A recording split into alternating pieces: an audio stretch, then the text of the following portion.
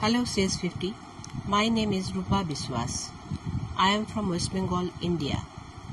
This is my final project for the course Introduction to Cybersecurity.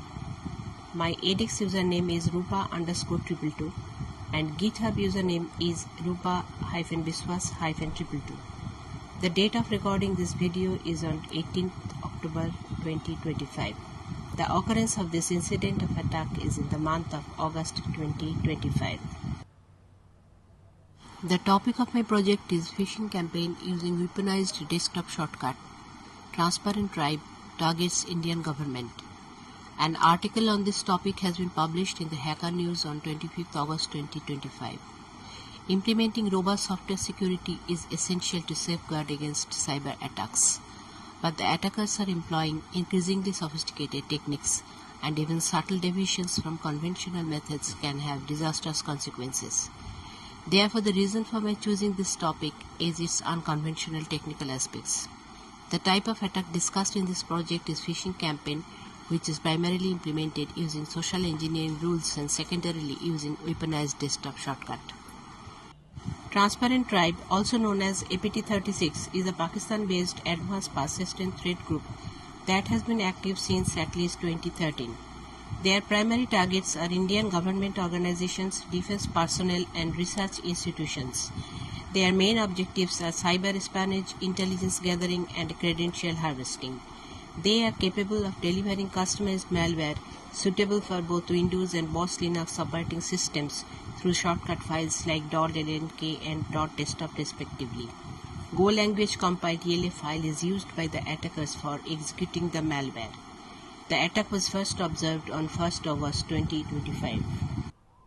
The malware campaign attack flow starts with sending a phishing email to the victim that contains a zip attachment. After extracting the compressed file, a .desktop shortcut file is obtained which is assigned a normal PDF icon.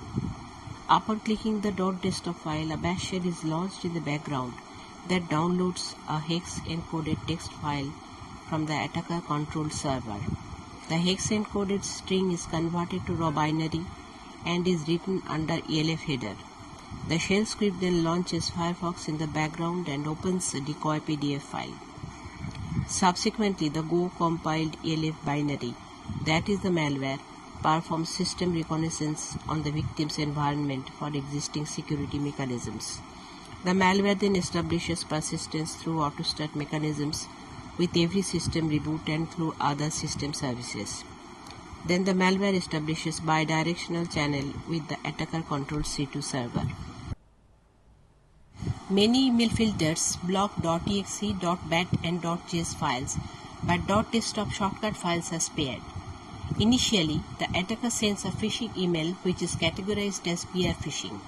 Spear phishing is a highly targeted form of phishing attack where the communication is specifically crafted for a particular individual or organization in such a way so that the victim thinks it is coming from a trusted source like a colleague or a superior officer. This impression prompts the victim to click on the zip file attached with the phishing email and subsequently on the .desktop shortcut file that appears on the victim's screen with the familiar PDF icon. Out of natural intent, the victim clicks on that PDF icon and the malicious code starts running in the background. This, together with other attributes of .desktop entry, supports social engineering rule. The malicious code is concealed within the icon configuration of the .desktop file. The exec field of the .desktop file launches a bash shell using bash-c. The chain of commands embedded in the exec field of .desktop file are executed automatically and sequentially. Together with other field values like terminal is equal to false, this enables the attacker to perform covert actions silently in the background. Similarly, type is equal to application implies that the file describes an executable application rather than a simple PDF document. The sequence begins by generating a temporary file name inside /tmp, incorporating a Unix timestamp to avoid detection and prevent naming conflict. Using curl-s command, the script silently retrieves a hex-encoded file with .txt extension from an attacker control server without displaying any output to the victim. Instead of saving it directly, the download is piped through xxd-r-p command, which converts the hexadecimal text into raw binary form. This is written directly to the temporary file path /tmp under ELF header. After successful conversion, the script uses chmod +x to make the ELF binary executable and immediately runs it in the background. At this stage, the malicious payload becomes active in the system. A familiar PDF icon is assigned to the shortcut, enhancing its disguise as a legitimate document. To divert the victim's suspicion, Firefox is launched by the script in the background that actually opens a PDF document from a harmless Google Drive link.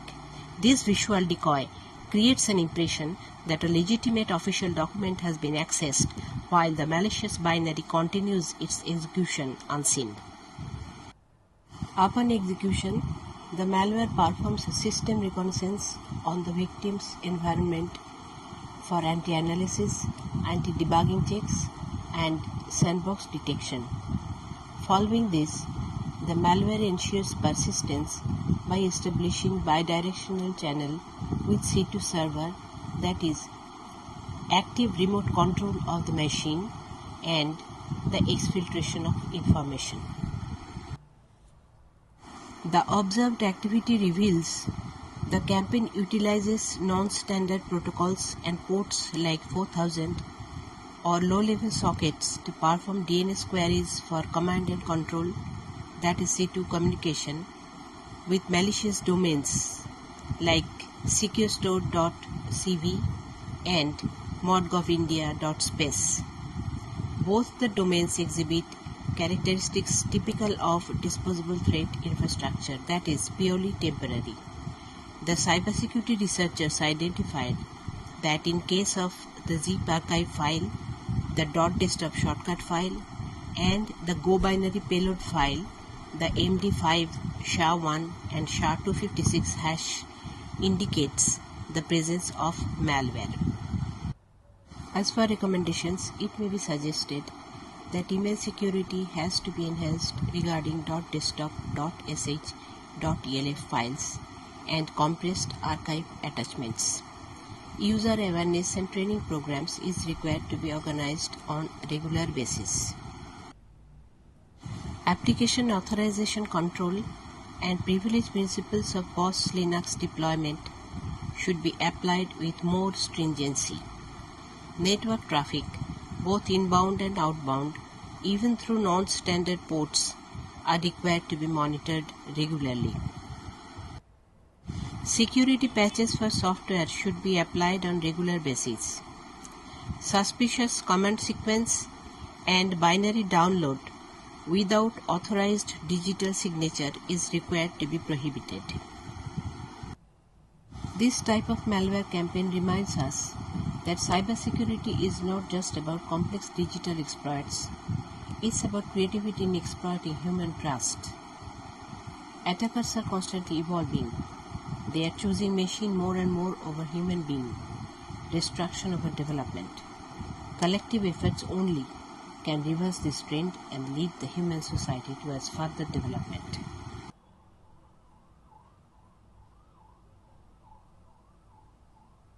Thank you.